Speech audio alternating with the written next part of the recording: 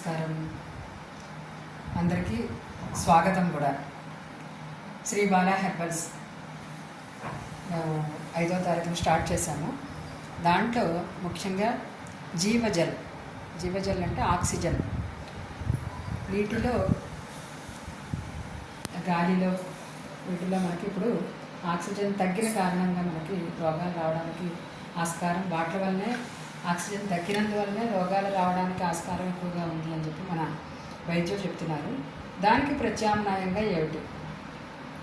ఇది భస్మ, గోమయ భస్మ. ఇది ఈ భస్మని 1 లీటర్ నీటిలో చిటికెడు భస్మం వేసుకుని కనుక తాగితే ఆక్సిజన్ అనేది సప్లై అవుతుంది.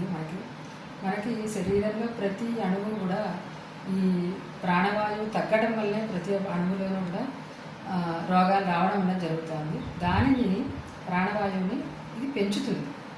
కాబట్టి అందరూ కూడా 1 లీటర్ నీళ్ళల్లో 1 చిటికెడు ఈ భస్మని వేసుకుని అది దిగిన తర్వాత వడగొట్టుకుని ఆ నీటిని తాగితే చాలా మంచిది.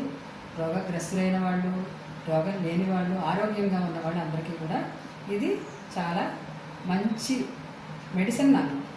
మంచి మనకి పూరించేది, ప్రాణాన్ని పూరించేటటువంటి భస్మ, గోమయ భస్మ. జై గోమాత.